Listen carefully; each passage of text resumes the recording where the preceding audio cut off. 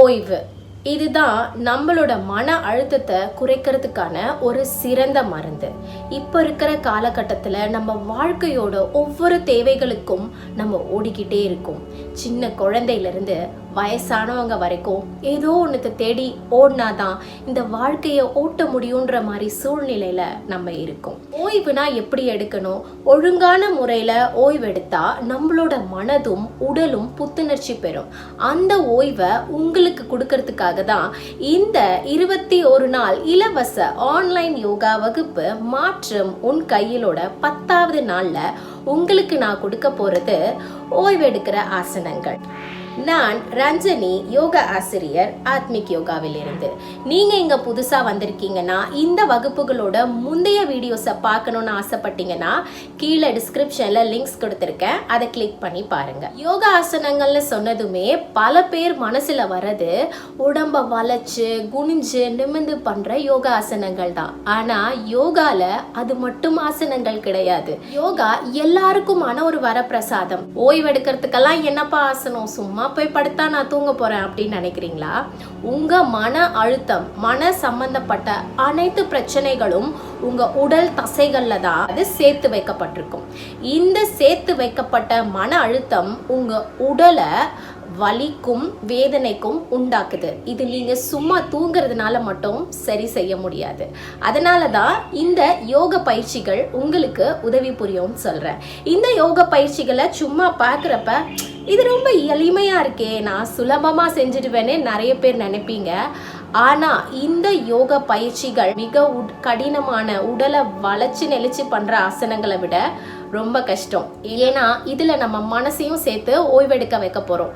மனசை ஓய்வெடுக்க வைக்கிறது, மனசை அமைதியாக்குறது தான் இருக்கிறதுலே மிக கடினமான ஆசனம். முக்கியமா உடம்பு வலி இருக்கு, எனக்கு முதுகு வலி இருக்கு, இடுப்பு வலி இருக்கு அப்படின்னு வலிகள் உங்க உடம்புல இருக்கு அப்படின்னாலே உங்களோட உடம்பு இருக்க நிலையில இருக்குன்னு அர்த்தம். அதாவது உங்க மன சங்கடங்கள் அனைத்தும் உடம்பு தசைகள்ல சேர்ந்து சேர்ந்து சேர்ந்து அந்த இடம் இறுக்கமாகி உங்களுக்கு அது வலி தருதுன்னு அர்த்தம். உட்கார்ந்துட்டே தொடர்ந்து வேலை செய்யறவங்களுக்கு அவங்களோட கழுத்து, தோள்பட்டை, முதுகு எலும்பு சுத்தின பகுதிகள், கீழ் இடுப்பு கிட்ட இருக்கிற பகுதிகள்னு எல்லா பகுதிகளும் ரொம்ப இறுக்கமாயிடும். ஏன்னா அவங்களோட வேலை அந்த மாதிரி. தொழில் மூலியமா நம்ம உடம்புக்கு ஏற்படுற உபாதைகள், இந்த மாதிரி உபாதைகளையும் இந்த ஓய்வெடுக்கும் ஆசனங்கள் மூலியமா நம்மளால சரி செய்ய முடியும். வடிவேலு சார் பாஷையில சொல்லணும்னா சும்மா இருக்கிறது எவ்வளோ கஷ்டம் தெரியுமா? அந்த சும்மா இருக்கிறது எப்படின்றத உங்க மனசுக்கும் உங்க உடம்புக்கும் சொல்லித்தர போறது தான் இந்த ஓய்வெடுக்கும் ஆசனங்கள். வாங்க பயிற்சியை தொடங்கலாம். நம்ம பார்க்க போற முதல் ஆசனம் ஷவாசனம் இல்ல சாந்தி ஆசனம். இதுக்கு நீங்க உங்களோட யோகா மேட்லயோ இல்ல ஒரு விரிப்பிலையோ மல்லாக்க படுத்துக்கோங்க. உங்களோட முதுகு தண்டு தரையில நல்லா பதிஞ்சு இருக்கணும். உங்களோட கைகளை உடம்புக்கு பக்கவாட்டில் கொஞ்சம் இடைவெளி விட்டு வச்சுக்கோங்க. உங்க உள்ளங்கை வானத்தை பார்த்த மாதிரி இருக்கணும். கை விரல்களை தளர்வா வச்சுக்கோங்க, ரொம்ப இறுக்கமா பிடிச்சுக்காதீங்க. உங்க கால்களும் இடுப்பளவு அகலமா விட்டு உங்க கால் விரல்கள் வெளிப்பக்கமா பார்த்த மாதிரி உங்க கால்களை வச்சுக்கோங்க. உங்களோட தலை, கழுத்து, முதுகெலும்பு எல்லாம் ஒரே நேர்கோட்டில் இருக்கணும். உங்க உடம்புல எந்த வித அசைவும் இல்லாம படுத்துருங்க. சின்ன அசைவு கூட உங்க பயிற்சியை தொந்தரவு செய்யும். உங்களோட கவனம் முழுவதையும் உங்களோட சுவாசத்துல வச்சுக்கோங்க. கொஞ்சம் கொஞ்சமாக உங்கள் சுவாசத்தை ஆழமாகவும் ஒரே விதமாகவும் இருக்கிற மாதிரி பார்த்துக்கோங்க. உங்கள் உடல் தசைகள் அனைத்தையும் தளர்வாக வச்சுக்கிட்டு உங்களோட மனசையும் உங்களோட சுவாசத்தில் நீங்கள் கொண்டு போகணும். எப்போல்லாம் உடல் அளவுலையோ இல்லை மனதளவுலையோ சோர்வாக நீங்கள் ஃபீல் பண்ணுறீங்களோ அப்போல்லாம் இந்த பயிற்சியை பண்ணுங்கள். இந்த பயிற்சியை எவ்வளோ நேரம் பண்ண முடியுமோ அவ்வளோ நேரம் பண்ணலாம். அதுக்கான பலன் உங்களுக்கு கிடைக்கும். குறைஞ்சது 1 நிமிஷமாவது பயிற்சி பண்ணுங்க. கழுத்து வலிக்குதுன்னு நினைக்கிறவங்க கழுத்துக்கு கீழே ஒரு சின்ன தலகாணியோ இல்லை 4ஆ மடித்த ஒரு பெட்ஷீட்டோ வச்சுக்கலாம். ஏதாவது மந்திர உச்சாடனமோ இல்லை அஃபர்மேஷன்னு சொல்லக்கூடிய உறுதிமொழியவோ நீங்கள் மனசுக்குள்ளேயே சொல்லிட்டும் இருக்கலாம். இந்த பயிற்சியை ஒவ்வொரு யோக ஆசன பயிற்சிக்கு பின்னரும் கட்டாயம் செய்யணும். அடுத்து இரண்டாவது அத்வாசனா. குப்புற படுத்துக்கோங்க. வயிற்று பகுதி நல்லா தரையில் அழுத்தம் கொடுத்த மாதிரி இருக்கும். இப்போ உங்கள் கைகளை உயர்த்தி தலைக்கு மேலே உள்ளங்கை தரையில் படுற மாதிரி திருப்பி வச்சுக்கோங்க. உங்களோட கால்கள் விரல்கள் தரையில் பதிச்சு இருக்கணும். உங்களோட நெத்தி பொட்டு தரையில் தொட்ட மாதிரி இருக்கணும். இதுதான் அத்வாசனா. இந்த நிலையில் மூச்சு விடுறது கொஞ்சம் கடினமாக இருக்கும். ஏன்னா நம்ம வயிறு மார்பு எல்லாம் அழுத்தப்பட்டிருக்கிறதுனால. ஆனால் நீங்கள் உங்கள் மூச்சில் கவனத்தை செலுத்திக்கிட்டே உங்களோட மூச்சை நீங்கள் எண்ணலாம். 1 2 அப்படின்னு. இப்படி என்றது மூலியமாக உங்களோட மனதை உங்களால் அமைதிப்படுத்தி ஒரு நிலைப்படுத்த முடியும். அதே நேரத்தில் ஒவ்வொரு தடவை நீங்கள் மூச்சை இழுக்கிறப்ப உங்கள் வயிறு தரையை அழுத்தி மேலே எழும்ப ட்ரை பண்ணுறத உங்களால் உணர முடியும். ஏதோ ஒரு சிகிச்சைக்காக இந்த பயிற்சியை நீங்கள் மேற்கொள்கிறீங்கன்னா உங்களுக்கு எவ்வளோ நேரம் சுலபமாக இருக்கோ அவ்வளோ நேரம் இந்த ஆசனமில் படுத்திருக்கலாம். இதுவே ஆசனத்துக்கு கடைசியில் நீங்கள் பண்ணுறீங்கன்னா 1 நிமிஷம் 2 நிமிஷம் பண்ணால் போதுமானது. இந்த பயிற்சியை முதுகெலும்பில் பிரச்சனை இருக்கிறவங்க, கழுத்தில் பிரச்சனை இருக்கிறவங்க, இறுகிய கழுத்து இல்லைன்னா கூன் போட்டு நடக்கிறவங்க கட்டாயம் பயிற்சி செய்யுங்க. ரொம்ப மூச்சு விடுறதுக்கு கஷ்டமாக இருக்குன்னு நினைக்கிறவங்க இந்த மாதிரி ஒரு தலகாணியை வயிற்று பகுதிக்கு அடியில் வச்சுட்டு நீங்கள் பயிற்சியை மேற்கொள்ளலாம். இந்த பயிற்சியிலையும் நீங்கள் ஷவாசனத்தில் பண்ண மாதிரி மந்திர உச்சாடனங்கள் செய்யலாம். அடுத்து மூன்றாவது ஜெயஸ்டிகாசனா. இதுக்கும் அத்வாசனால படுத்த மாதிரி குப்புற படுத்துக்கோங்க. கால்களை நேராக நீட்டி தரையில் பதிச்சு வச்சுக்கோங்க.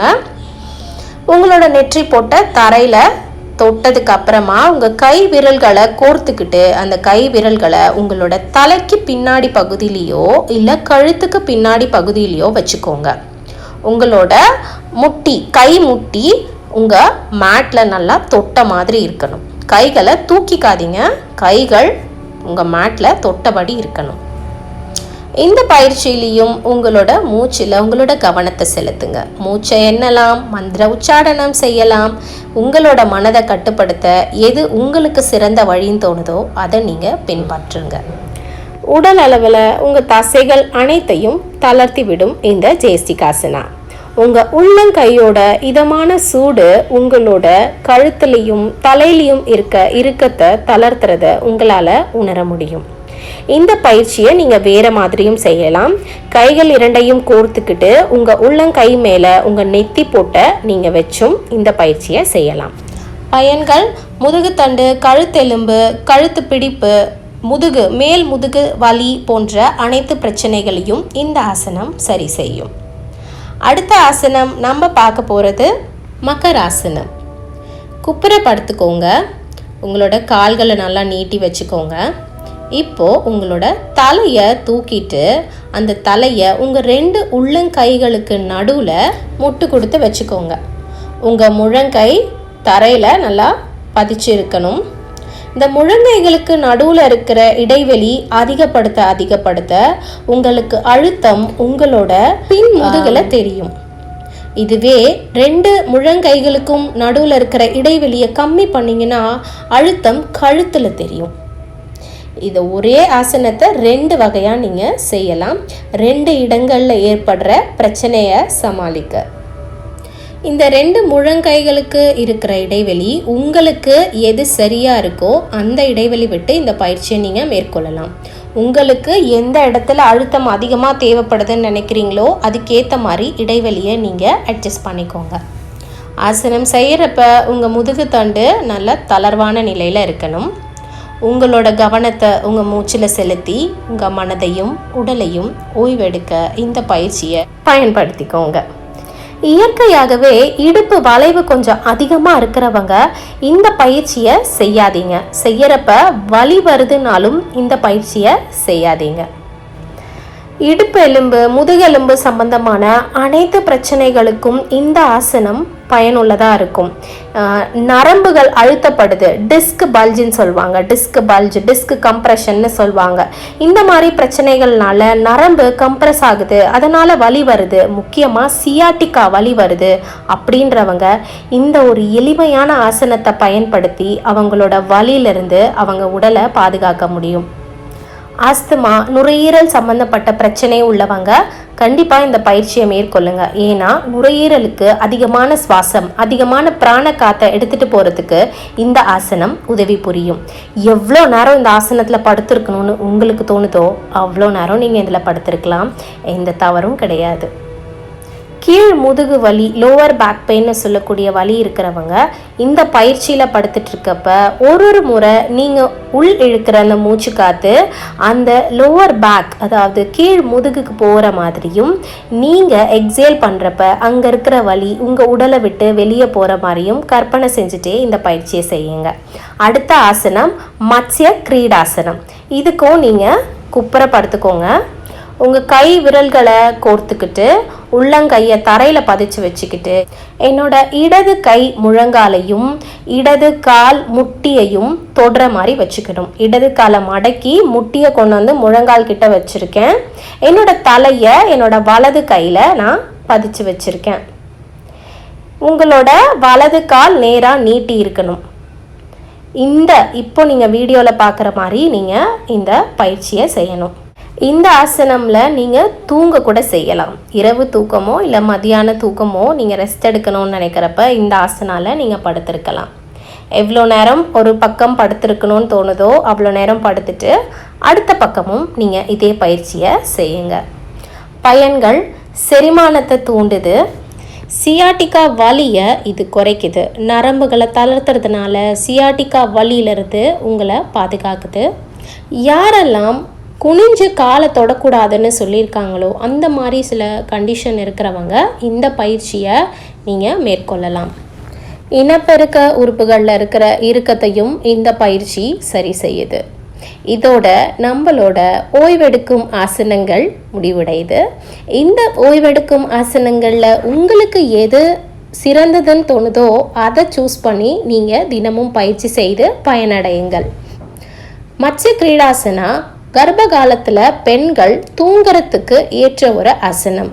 அந்த மடக்கி வச்ச காலுக்கும் தலைக்கும் ஆதரவாக 2 தலகாணியை வச்சுட்டு படுத்து தூங்கலாம். யோக நித்ரை பயிற்சி செய்யலாம். ஏன்னா கர்ப்ப காலத்தில் பெண்களால் மல்லாக்கையோ இல்லை குப்புறவோ படுக்க முடியாது. எங்களோட இந்த வீடியோ உங்களுக்கு பிடிச்சிருந்ததுன்னா எங்களோட சேனலை சப்ஸ்கிரைப் பண்ணிவிட்டு பக்கத்தில் இருக்க பெல் ஐக்கனையும் கிளிக் பண்ணுங்கள். அப்போ தான் நாங்கள் போடுற வீடியோ உடனுக்குடன் உங்களை வந்து சேரும். நீங்கள் எங்களை இன்ஸ்டாகிராம்லேயும் ஃபேஸ்புக்லேயும் ஃபாலோ பண்ணலாம். இந்த வீடியோவுக்கு ஒரு லைக்கை கொடுத்துட்டு நீங்கள் எங்களோட வாட்ஸ்அப் குரூப்பில் இணையுங்க.